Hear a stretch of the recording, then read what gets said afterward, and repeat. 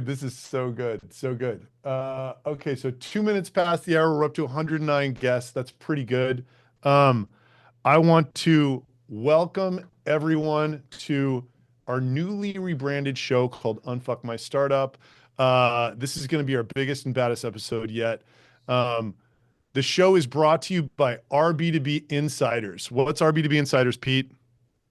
Our B2B Insiders is our new community we launched in November, bringing together small early stage founders to share wins, provide feedback, and be in a community together, not doing it on their own in their house like I am right now. So Yeah. if anyone wants info on that, drop me. I'll pop my email in here. Hi. And Hi. Can you hear me? Yeah, we can hear you perfectly now. Wow. And Let's by the go. way, I just dropped a link in the chat. I spent so much time and money making 4 different courses about everything that I know about building startups. And the community is basically built Thank you. around the principles of 0 to 1 secrets.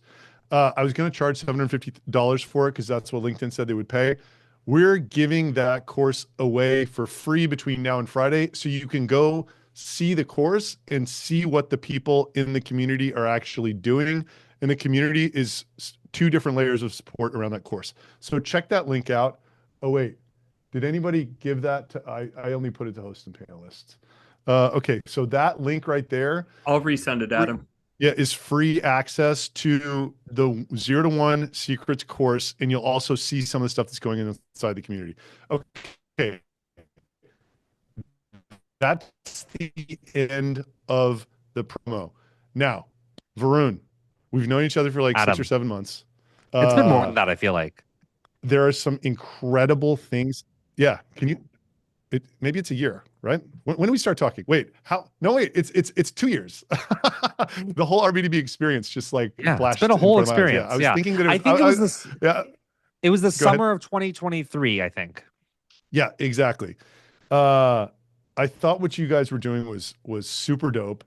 And one of the most remarkable things about you, and correct me if I'm getting this wrong, you joined as a go-to-market co-founder of Clay, basically 6 or 7 years in, when Clay, and this is the end of 2022, so barely over like 24 months ago, when Clay had Or like 4 years in, like end of 2021. But yes. Okay, fine. So barely over 3 years ago then.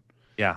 And Clay at the time had 20 paying customers at $100 to $200 a month. Is that accurate? Generally right. I don't actually remember at this point, but generally in that ballpark. So that is so epic and unbelievable. And like, so here's how the show's going to go. We're gonna do our first thing that we've started to love doing. So raise your hand if you want to pitch us, me, Pete, and Varun. We're going to give you 2 minutes to pitch your startup, and we will, we're going to run a poll, and if above 66% of people want to buy, we're going to send you a swag box. Above 33, we're going to send you a t-shirt. Below 33, we're going to send you home. Bye. So that's segment 1. Well, Adam, you're very good at this. I can. Yeah, this, and then this by the way, like a reality show. Like, this is pretty good. And then so raise your hand if you want to pitch us. And then the second segment is the reason you're all here. I'm going to ask Varun why.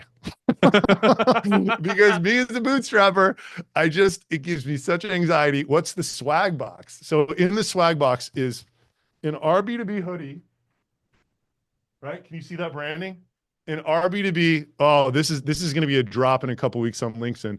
It's an RB2B tumbler with new branding that doesn't even have the logo on it. It's a major if you know, you know. And then it's a black RB2B t-shirt and a white RB2B t-shirt, which is like ridiculous because it's got my pixelated face on the back. I'm a little bit embarrassed to even make it as a swag piece. That's what's in the box. So, okay.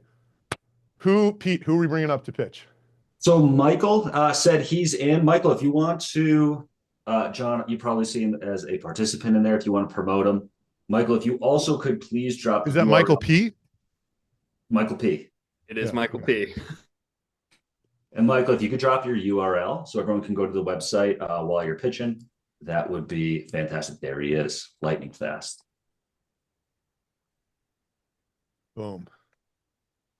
How we doing, Michael? You are on mute, just letting you know. That might be intentional right now. Yeah. So, Michael, when you unmute yourself, I'm going to say go. Okay. You got 2 minutes starting right now. John, roll the timer. Hey everybody, I'm Michael. I'm the founder of Event. We are a SMS community engagement platform focusing on RSVP management and event management through SMS. We facilitate over 17 million messages for communities and event organizers through text RSVP, data aggregation through community members, as well as, just easy communication through SMS as opposed to email. We found that people aren't RSVPing, especially young people, and community leaders have a zero way to find out who's coming and who's not. So we've solved it through text RSVPs. Um, you know, Old data is aggregated so you can see attendance data and actually making that data-centric approach to your community and to your events and to your fundraising. So that's what we aim to do, and that's us.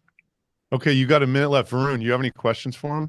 Right now, I will be honest, it's not looking good. We got a 17% What is yes. the okay? So just so I understand, basically, the problem you're trying to solve is that people don't know who's coming to their events, and so you And build a lack of text. RSVPs, no one's RSVPing.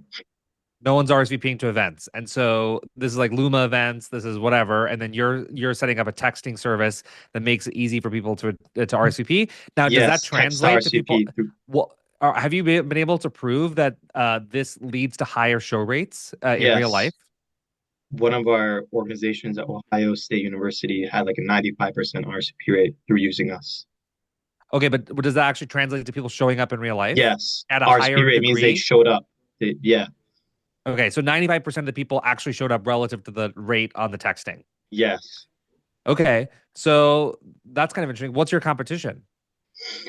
It's other RSVP platforms, other SMS platforms, but the other SMS platforms don't really focus on community and RSVPs. And so Got we're it. the only ones that kind of focus on that specific angle of RSVPs and community management, taking Yeah, it a layer it might be deeper. because the market's really small and they don't think the revenue is interesting enough. That might be like that might be why. Is that why? I'm curious. Possibly, but we built it for like college communities, and Yeah, that's how we started like scaling it through.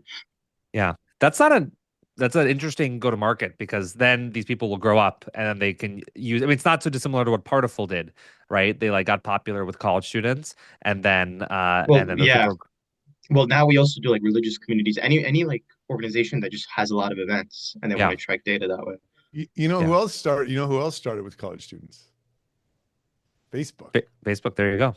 Yeah. Yeah. Well, dude, Michael, thank you very much. Unfortunately, we're at 15%, so we're just going to abide by the rules. You know what?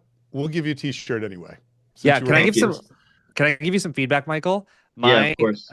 feedback here is you should structure your pitches going forward with like more about the problem and making that super clear, and then like how you help, and then you like you're lucky that I asked you the question about the show rates. Like, what if no one asked that? Like, that's a huge Right. piece of information that directly explains the value that you're providing relative to not using you. So you should kind of lead with that kind of information. Maybe there's even a better number, but that's 95% from Ohio State University is a compelling one. So that seems like a good one to do. To start with the problem. Thank you. Appreciate Michael, it. thanks for coming up. That was our pitch slap segment. Okay, we're going to do something new at the halfway point. The thing we're going to do new is called Unfuck My Startup. So if you want advice, Varun just gave some incredible advice. If you want advice from Varun and me and Pete, raise your hand and we'll call you up at minute 30. Okay. But now is the segment that you Oh were boy, all here let's for. go. Let's go. It is the great debate. It is the great bootstrapper versus VC eternal religious debate. Varun, the question is why, but there's nuance behind why. But first, for those living under a rock, and I'm sure most of the people here do actually know what Clay does, but like, what does Clay do? We help you grow your business. We build creative tools to help you grow your business, and we do that by giving you all the data you could possibly need from lots of different sources in the world, and then having a development environment where you can take that data and put it into practice and have your creative growth ideas and do outbound with it or direct mail or ads and in a scalable and targeted kind of way. So kind of like low code, but still very a It's built very maker flexible. like It's very flexible. You can tailor it to your everyday. business and what you need, Yeah. and it's not like like a one shoe fits all situation. Okay. And then the next question I have, which is kind of relevant to the audience here, is like, how big do you have to be to use Clay? Like, when does it start Not making? you can be you should as small as possible. As one person starting their business should be using Clay. And like a perfect use case for this is you're one person, you're starting a company. What could you use Clay for? Well, you probably want to see if the messaging for your product resonates, right? So you can do outbound to people to refine the messaging and product positioning for your product. You want to get customers, your first customers, like use Clay to find those people. You probably want to find your first engineer or your first teammate, like use Clay to find those people. So Clay can and should be used from the as early as possible to grow your business, all the way to the biggest companies in the world like OpenAI and Canva, and HubSpot. There's a bunch of people in the chat too saying they are 1-2 person agencies who use the heck out of Clay. We see Wow, a lot of it too. So I appreciate that. I they're actually can't see representing the an audience for you. comments because I'm in a fancy studio setup, so I actually can't see the comments. But just know that my heart is with the comments. Amazing. Can I like see? We're gonna figure out a way for me to see the Yeah, comments. yeah, yeah. Yeah. I mean, dude, I'll call them out too. Varun, just like use a Clay table. I know. That's right. Yeah. I'm gonna pull this Right? up. We're fixing this live. Yeah. Okay. So, people keep pouring in. This is great. Now the main event. Now, let me explain the nuance behind this big why question, right? Like I saw that thing hit and I was just like, and it just gives me anxiety. So 6 months ago, I saw the headline hit that you guys raised 50 at 500 or something in that area, right? Yeah. And the bootstrapper in me was like, man, these guys have so much traction. Like, it doesn't seem like they need it with the way they're acquiring customers. Unclear You're right. whether We it didn't would need even, it. We hadn't right. touched it. You're right. Unclear whether or not it would even accelerate things. And then the bootstrapper in me is sitting here thinking like, okay, what they have just done is so by the way, like Clay, I just think it's like so phenomenal. And I was talking to Stefan earlier today about like this use case with like ad tech, right? So like you make a B2B list and you guys are trying to like fulfill this use case of sending it to D2C platforms for ads, right? And I'm like, oh Yeah. man, Gil from Metadata is going to hate that, right? But then it's like the crazy thing about Clay is like you can build what is B2B software? Like Satya from Microsoft said it. It's like a database with workflows built on top. And like you guys have every source of data, one currency, and you don't charge for the workflows that are built on top. So like you can build any software in Clay. So it's just wild, right? So like my view is like, okay, like it's pretty easy to see an outcome where Clay is actually sold for $1 billion sometime in the next 24 months, just with how wild this software is and like the growth trajectory and the ecosystem around it and all of that stuff. But then like you go raise 50 that you don't need at 500. And I'm like, and this is, it's like now the number's like higher than that probably. And maybe it's not, but like that traditional thinking is like when when you raise at 500, they want out at 1.5 billion or something. Right.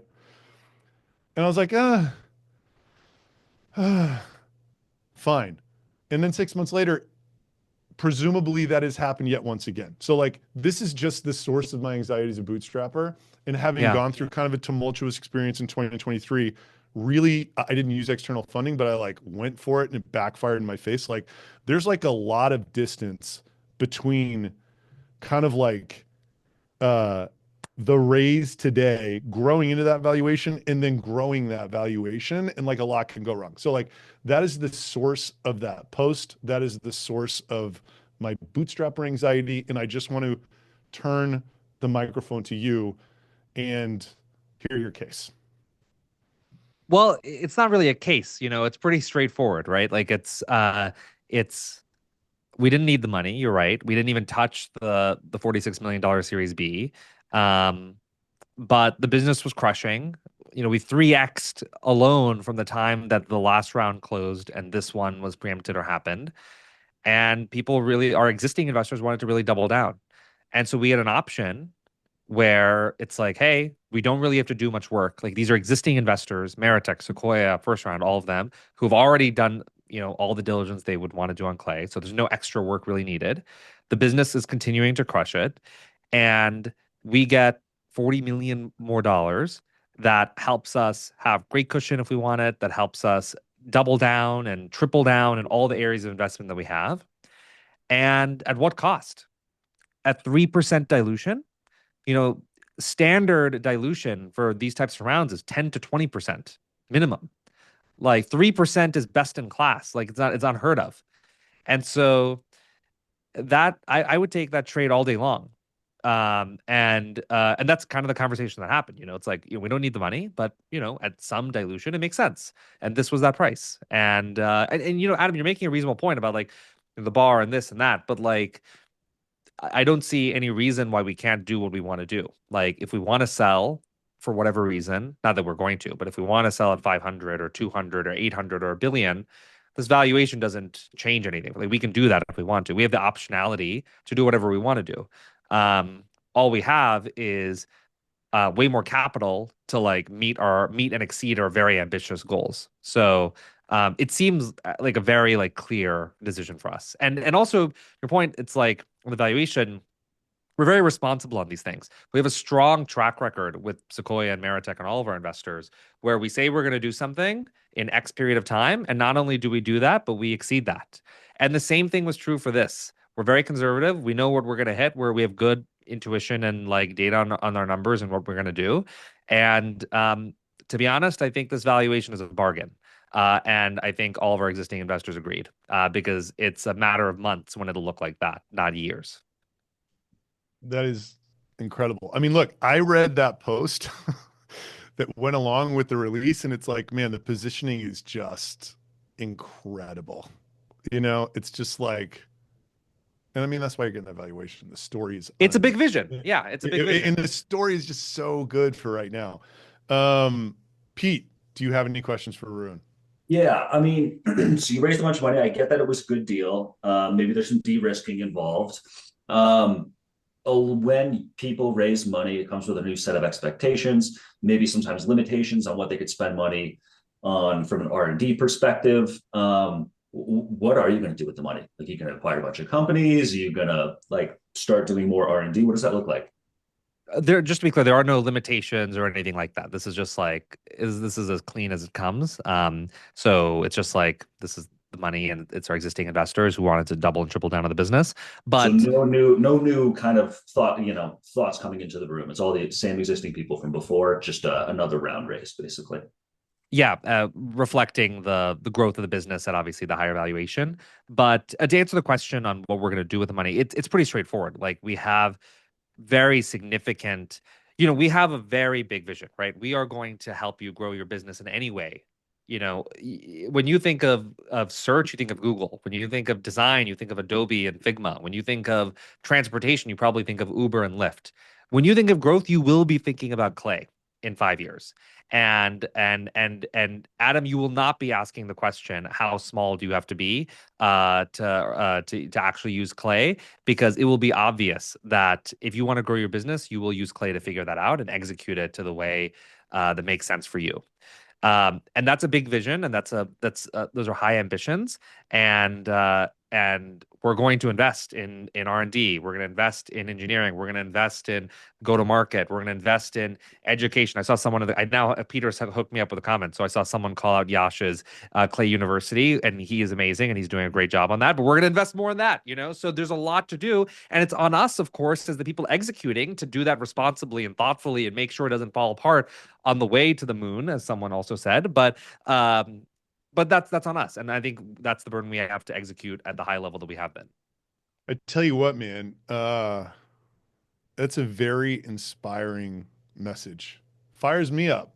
Let's go, Adam. I don't even work for you. It fires me up. Like, fired up. I wish I was working on something where I could say that. And I will be at some point, because I'm going to keep going until we have something like that. But that is just like such a cool, Santosh was really, really good at these like huge visions. And he always said, like, in some ways, going big is actually easier than going small, because like kind of like in the Elon Musk Occupy Mars way, like you attract the most ambitious people to your operation when you say Yeah. things like that, Yeah. right? I Because mean, like, do you think we also have like a high bar, and we have like the best engineers in the world work at Clay? Like like our competition when we recruit engineers is, OpenAI and Anthropic and like the best companies in the world. Do you think the best engineers in the world are working for ZoomInfo? No, they want to work for like an engineering leader and a product leader like Kareem, and we are attracting the best talent, and we're going to build the most thoughtful, intentional product in this space that the go-to-market space has ever seen, because we're approaching it from this like engineering discipline and mindset, and then I think that kind of bleeds through to the go-to-market development environment positioning that you were referencing in the post. Also, I felt like I didn't answer one of your questions, by the way, when you were asking if we were going to acquire a bunch of companies. I'll just make like a general point on that and then a specific point on that, which is I think the bar for M&A is unbelievably high. Companies that do M&A, it almost never goes well. Of course, there are amazing stories, Facebook and Instagram being the most famous, and like Google and AdWords and YouTube being other famous examples, but it is very, very hard to do and very hard to get right from a cultural perspective, business reasons.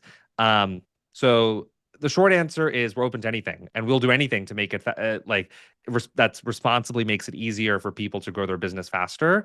But the bar for M&As are super high, so it's probably going to be pretty rare. yeah. I want to like just go off script for a second, and like this is just an incredible thing about Kareem and Clay's product vision. Like the first time I used Clay, literally what I said was like, I can never build a product like this.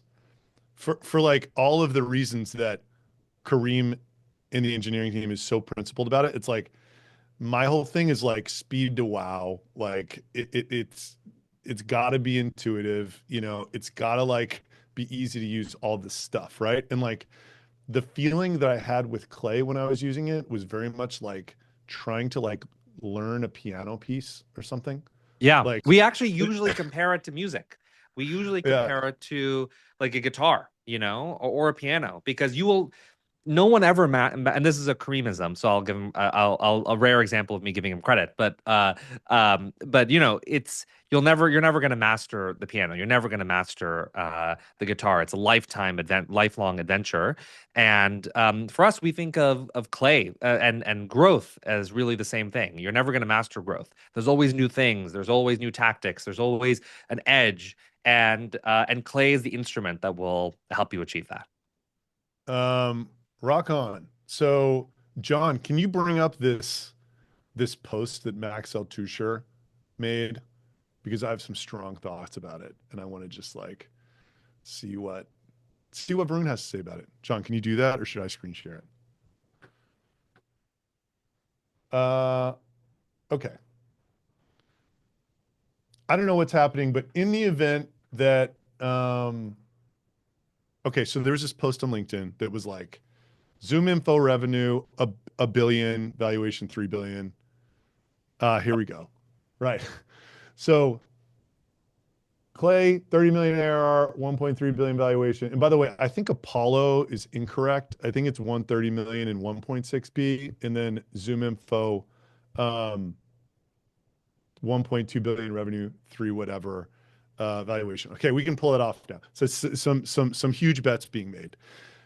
What is your reaction to this? Oh, I mean, I just think it's the wrong comparison, basically. So like it might look from the outside that we're all kind of in the same space or something like that, but I don't really think of us in that way with ZoomInfo. Like, I think our vision is way, way, way bigger, and our momentum and where we're going is much stronger.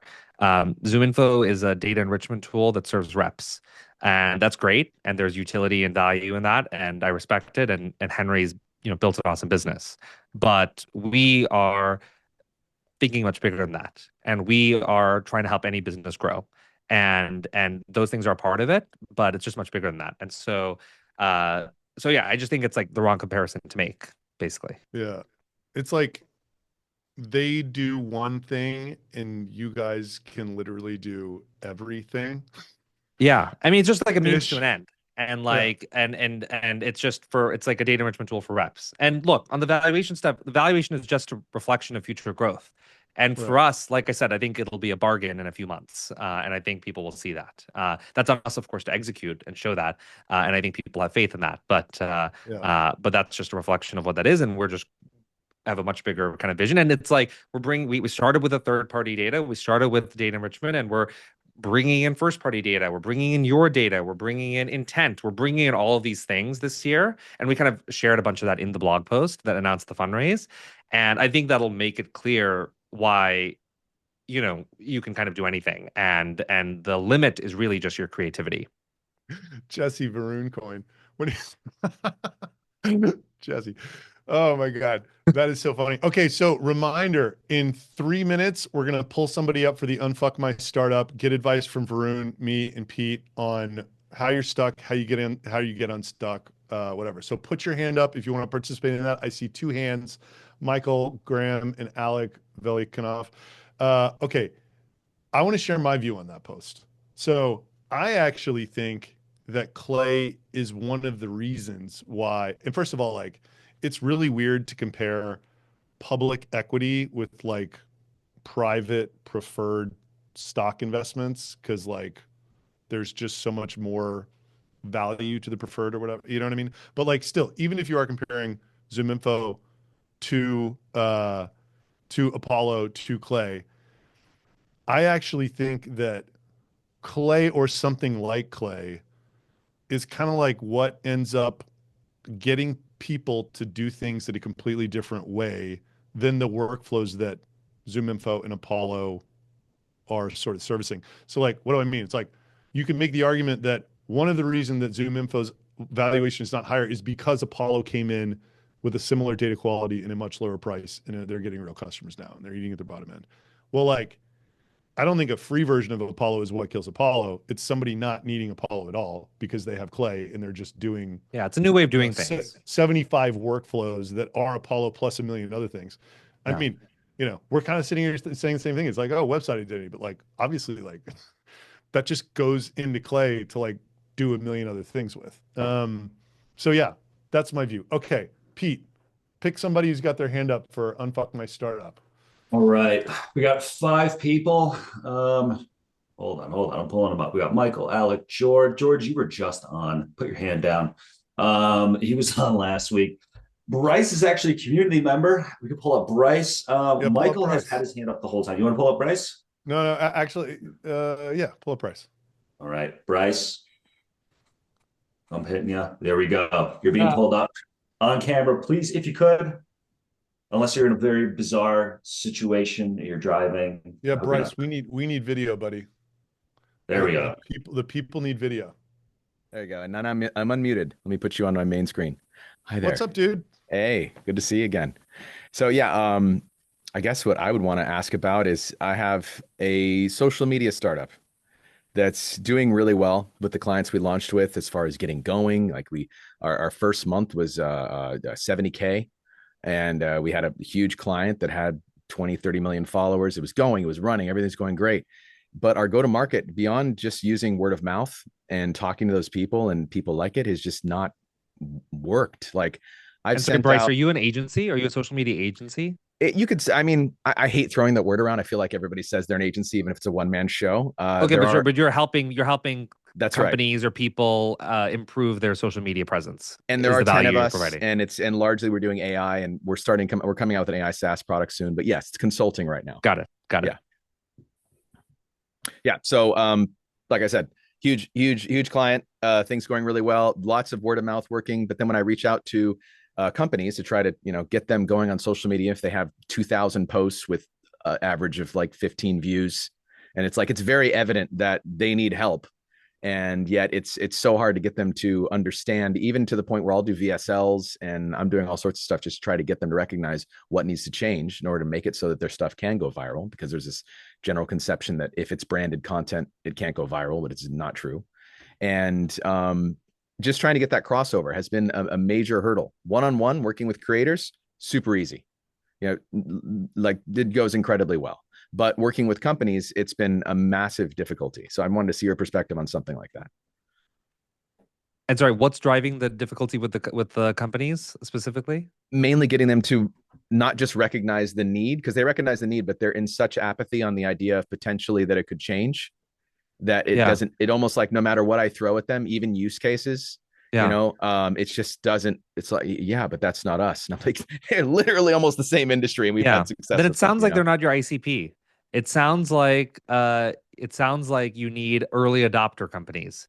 It sounds like you need companies like our B2B, where the founder is very open-minded and creator. That's and what I was going to creator-led say. and very aggressive. And then as you build more of a following with those early adopters in companies, then you can be these tadpoles, or these like Luddites who are narrow-minded and not open to whatever you want to do, and all these things will see your success and trust you more and will come around. And by the way, we're seeing the same thing with Clay, right? Like, Jesse Ulett is in the chat, is one of our very first users in like the really early days, and he like saw Clay for what it could be and was so ahead of the curve and is amazing. And there are a bunch of other people like that, like Jordan Crawford and so many other people in the chat. And so and then there were a bunch of other companies I spoke to 3-4 years ago who didn't get it, and that's fine. Like, I don't blame them. Like, I wouldn't have got it too if I was in their seat. The product just wasn't there ready for them. And then But now they're on the bandwagon. yeah, but now the Yeah. product's ready for them too, and now it's easier. Now it's more accessible, and now people are creating content. So it's a different world. So it's not on them really. It's on you. Like, and you should take the accountability for that. Like, you're blaming it on them, but maybe it's on you for how you're communicating and where your product is, and like, just start with the people who are open-minded and creative and whatever, and find people like the creators. Like, look at the underlying qualities that make the creators really good customers for you. See how you can find companies that have those same types of qualities. So creator-led companies like Adam and RBB is an example. Start with those, do really well, and then you can expand. And Okay, cool. I want to add something. I think like the reason why you have traction with creators is because they've seen it work. Yeah. You know what I mean? And like, you're kind of amplifying a motion that they already have. Whereas like these companies who have an average of 9 engagements per post, it's like they're literally just doing that because like if they weren't doing it, they would feel even stupider. Yeah. You know what I mean? Like, that's just like the reality of it. So yeah, but I agree with Varun. It's like ICP is creators. The bridge to company would be creator-led company, and then somehow sort of like go into the long tail. That's great. And that's true. That's probably it, because we are doing about $1 million now annual just with creators, but the whole point is we want to bridge into business, and it's just not, I could see that.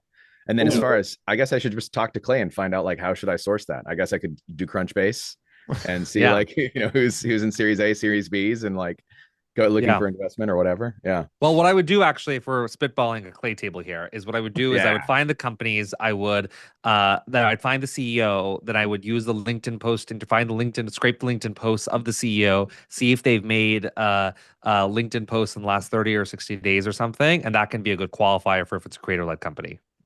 Totally. Okay, cool. I'll do that. Why are you thinking of? Oh wait, I have one more question. Why are you thinking of bubbling outside of the creators? You have $1 million in revenue. Do you not think you can get to 2 or 3 with that group? Do you feel like you tapped out? Well, that's not it, because we could continue to go, I guess, word of mouth. Like it hasn't been easy to find data for creators. I've tried that. I've tried doing lookalikes campaigns, and it's been a little difficult to do that. Maybe I'm just not using the right methods to go about it, but it was more along the idea of, since we're coming out with the SaaS product soon that is going to help with creating content, and the idea of actually just creating, for instance, like 100 TikTok accounts, getting an average of 500 to 1,000 views per post on that, and then being like, good, we're getting you 100,000 views, and just by halo effect, getting products being purchased. Like, we have a use case for that already. It's been effective. So we're doing that, and that's a service, and that would more lend itself to B2B than it would for creators. That's part of the reason why, because that's the direction we're planning to go. The consulting, it doesn't seem like it's going to scale too much. Sorry, I'm looking at Jesse Ulett's post here.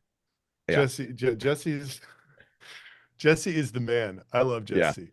Yeah. We got to get Jesse on the show. Yeah, definitely. Dude, Bryce, thank you very much. Yeah, totally. We're going to get you a swag box. Thank you for coming up. Okay. The next segment that we're going to do, I'm actually more excited about because I think it's way more valuable for the audience than the first segment. It is about when Varun joined Clay and how he was spending his days, which I think is like the most valuable thing you can hear. But before we get there, if you want to stay up on our events and stuff that we're doing content-wise, I dropped my newsletter link in the chat. Sign up. It says 10 million ARR Club. We're in the middle of a rebrand of the community. We think that everybody bootstrapping, their goal should be 10 million ARR because if you're not on the Varun track, it will solve every known problem in your life if you can get there in a lean way. So let's move on to the segment of Varun joining Clay, and Pete, I'll let you lead this segment. All right.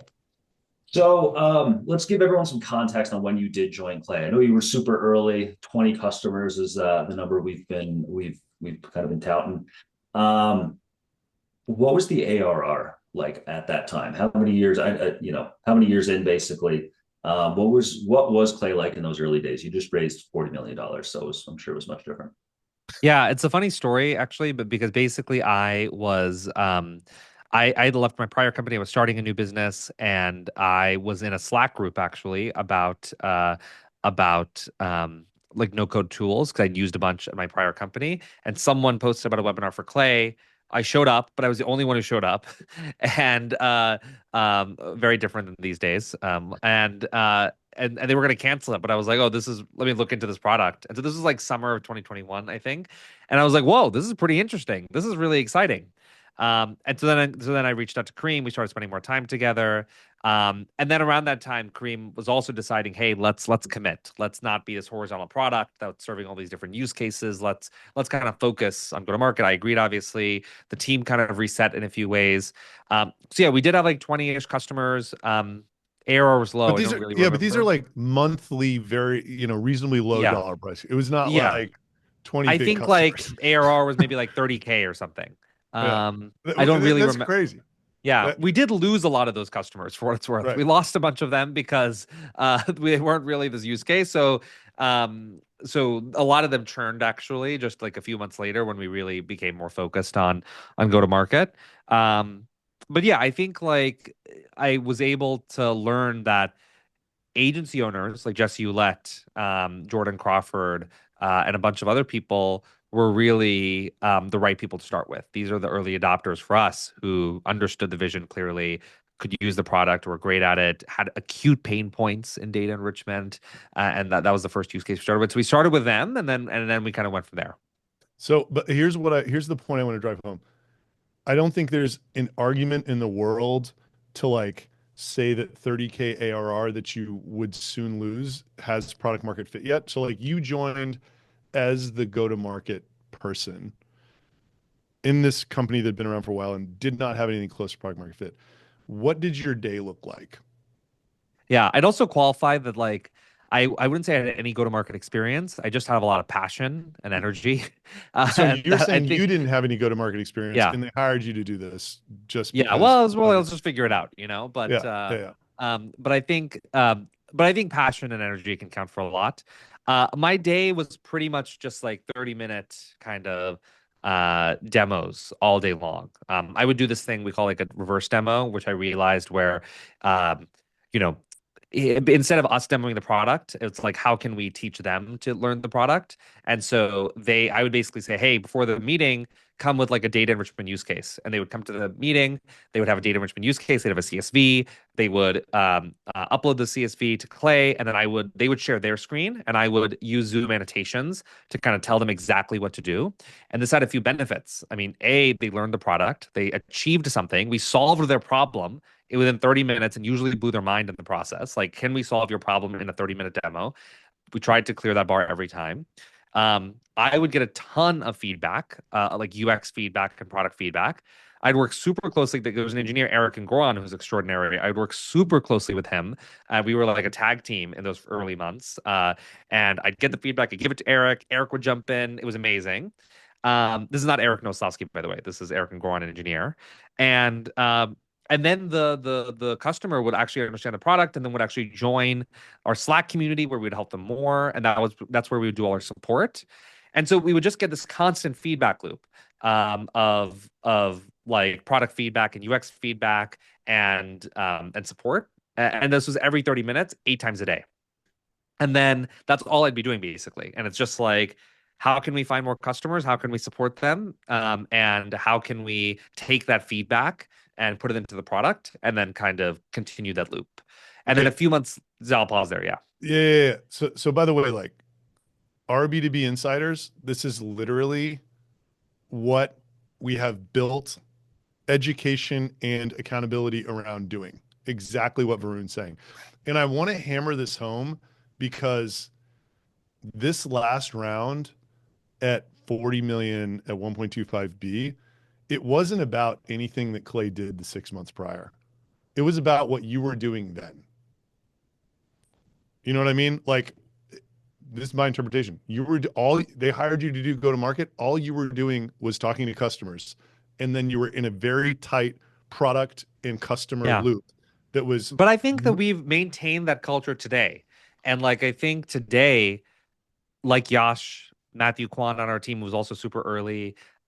All these people, even the GTM engineering role, that's the ethos. And so one of the reasons we hire GTM engineers who don't necessarily have a sales skill set, but have them doing sales is because they're product minded and because they're passionate about Clay and because they can constantly translate the feedback they're getting into product insights. And that's a feedback loop that we are insistent on and is the most important thing.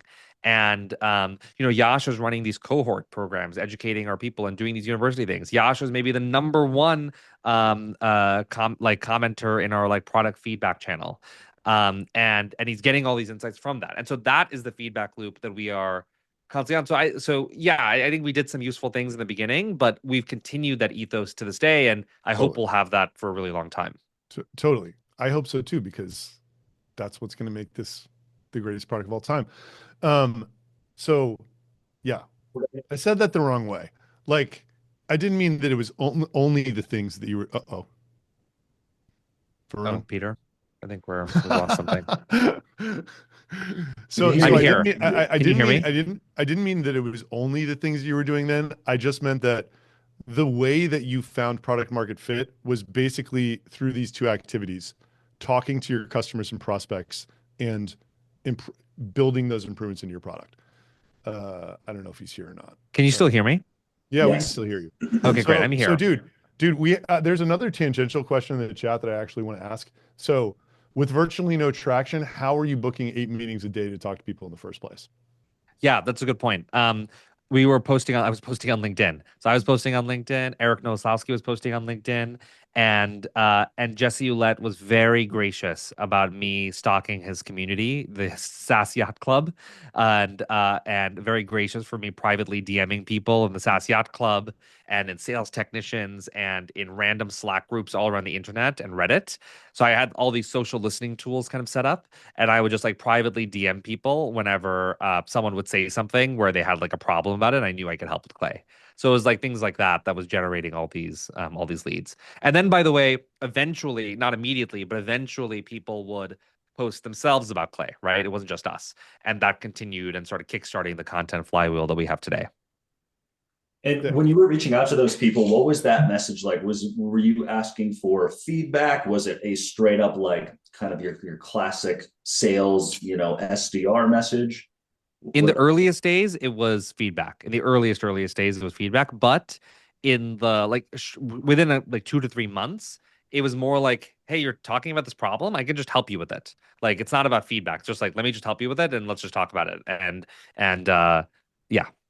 And that's just because you heard it so many times. It's like you could anticipate what that conversation was about to be like based on the profile of the company. And I knew that we could solve their problem on data enrichment. We knew what we could solve, and we knew that. And even if we couldn't, we knew that we were only an integration or two away from doing it, like a step, hop, and a jump. And so we were just focused on that like core company people, B2B data enrichment use case for agency owners, especially at the beginning, and then kind of going from there. Nice. That is like the sales in the beginning masked as feedback or whatever is so important because it actually like allows the person you're talking to be on the same level as you are. You're not trying to present yourself as somebody bigger. You're saying, hey, we're, face to face. I'm asking you as an expert, and you're kind of putting them as an expert for feedback, and you usually get a very good conversation. If someone likes what you're doing, they're going to buy it. You don't have to say, Yeah. hey, this is a sales demo, Yeah. Hold Well, on. by the way, it doesn't have to. That's the point. It's like, it's not about a demo. It's not this combative thing where I'm trying to sell you something that feels transactional. It's just, can I solve your problem? And ideally, I can solve it within 30 minutes, and just like keeping it constrained to that. Yeah, and I'm just going to plug Insiders again.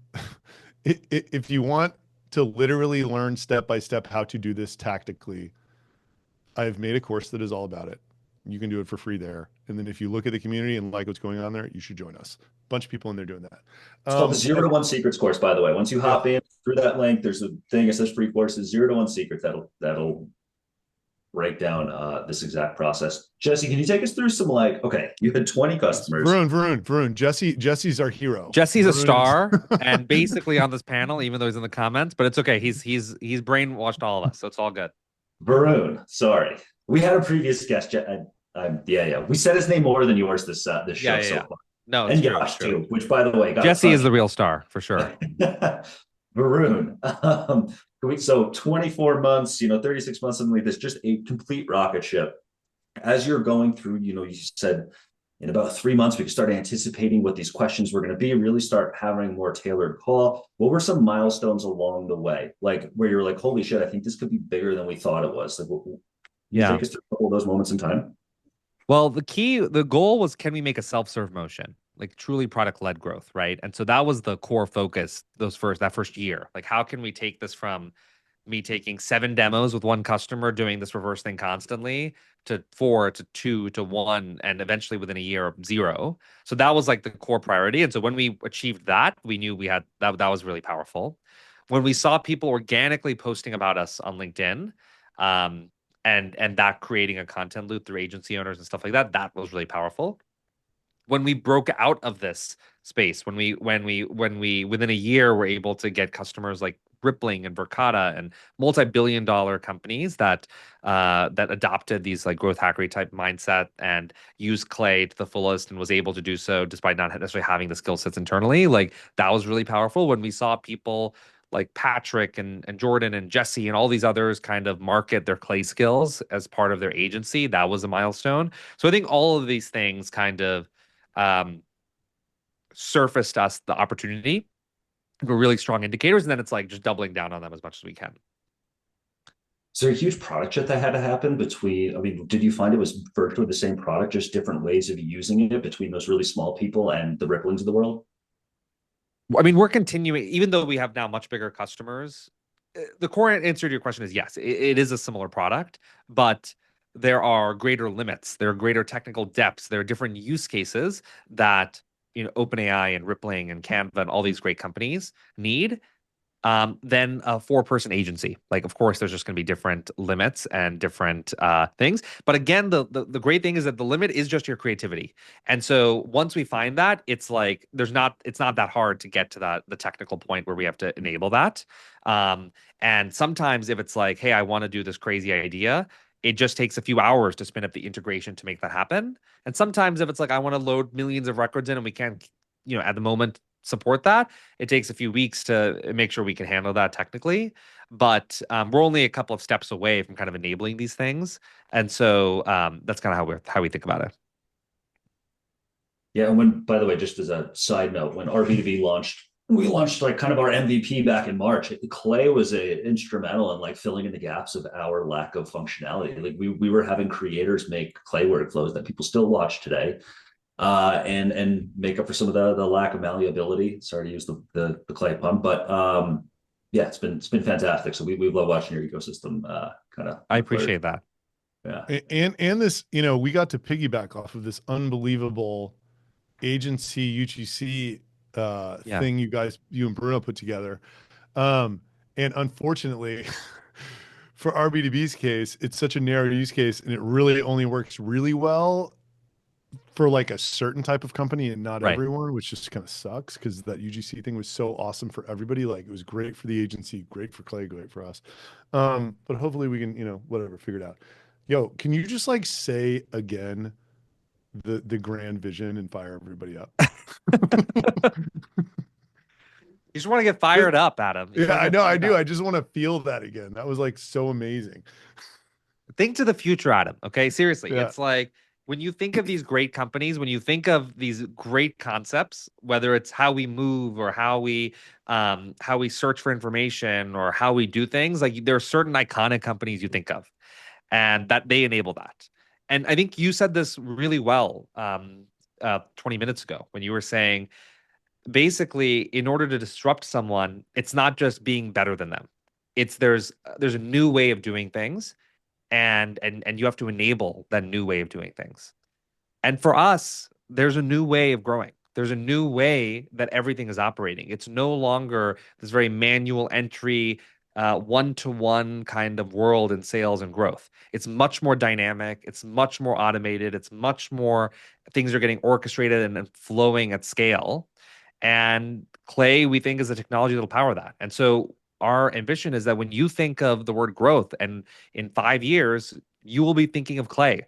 When you start your business, your first purchase is going to be Clay to help you grow, help you to find that first customer, help you find that first engineer, help you nail that positioning. And it doesn't matter how you grow, it doesn't matter what, it just matters your creativity, and we will help you figure out the rest. And that's kind of what we're working towards. And we're building the GTM kind of development environment to help you turn those ideas into reality. Boom. Who's fired up about that? Matthew Let's Corners, go. but I mean, he works there. Let's go, guys. I mean, I think that's a great place to wrap it. Where can people follow you, connect with you? I think clay.com is pretty obvious of a URL, but Yeah. like, where can they talk to you? Yeah. I'm on LinkedIn. I'm on Twitter. And obviously you can come find us at Clay. So yeah, excited to connect with you guys. And there was actually like a very moving message in the chat where I met someone in the London meetup, and we recorded a voice note together about Clay. And then he got a job as a senior GTM engineer at a great company. And I was like, wow, what an arc. It really moved me. So I didn't Incredible. get to acknowledge on the chat because I can't type here, but I that really did move me. So that was sweet to see. That is amazing. So next week, by the way, what do you think about AI SDRs? Really just leaving it for the end, aren't you? Well, I mean, Um, I'm having Hassan, the CEO of 11x AI, on next week. I don't even know what an AI SDR is. yeah. So Uh, I just want to ask him, right? And like I haven't heard anything good about them. So I also want to ask him about that. And I yeah. want to ask him, but certainly I think there's a bunch of tactics that an ISDR uses that would be good for our audience. So like there's a Yeah. tactical side of it too. But like Yeah. here, if anyone wants to come to that show, here's the sign up. Yeah. Same time, same place next week. And unfortunately, our wonderful, do you want to join as a panelist also and grill him? That would be spicy. That would be spicy. Look, I just Clay think versus it's 11x AI. I got Clay all day long. yeah, it's just a philosophical approach. That's all. And like we have one philosophy and they have another one, and that's totally fine. And by the way, there's even another philosophical approach, which is how can you leverage AI to improve reps individually, one-on-one, and stuff like that, right? And improve them marginally. I think we're making a bet that we're improving. We're empowering the technical operators, many of whom are in this chat, and the technical go-to-market people and ops people with these primitives that help them do way more with way less. And the AISDRs, that's a bet that you're making that's saying, hey, like, can you automate everything? And it's a black box approach versus a glass box approach. And it's it's like taking the creativity out of things. And honestly, I think that I could be wrong, but I think that AI is leveling the playing field and bringing things to more of a middle ground that everyone has access to. And when you're in a space like that, what helps you stand out? It's go to market, right? And so what helps you stand out and go to market is you need something different. You need something that reaches your customer a little bit better than your competitor is going to reach them. And that's a different angle. It's a different value prop. That's a different understanding of the problem. And we think that that comes down to creativity and creativity kind of empowered by a lot of technology to do this at scale. And so that's kind of our perspective on it and how we think about it. Hassan and other AI SDR companies probably have a different approach, and that's totally fine. And we'll see which one works out. They may both work out. They may work You know, out. And by the way, if it because works like, out, because let's like throw it in the play. world, like Another way to grow your business. it's like everything grows in this world we're living in, you know? So like, Yeah. like Clay can grow and the AI SDR field For sure. can It's a grow, massive and market and yeah, and everything like, can grow. yeah, and like I still think like, you know, with RB2B, the best use is kind of like these ABM guys where like the rep is actually internalizing that the signal is happening, and then like AI is leaving the keys with them, but sort of suggesting like an intern might, you know, Yeah. given what's happened, what you should do with this incredibly valuable lead or deal you're working or whatever. Dude, this was one of my favorites so far. You're an awesome Let's guest. go. Thank you so much for coming on. Thank you guys. Yeah, I think everybody in the Thanks, crowd really liked it based upon the comments. I would love to have you back anytime, not just around a funding announcement. So whenever you want to come talk to us, we would love to hear from you. And dude, you're totally the man. All right. Thank you guys. Congratulations Thanks on all everyone in the the comments. success. See ya. Thank you, Take Varun. care. Bye, guys.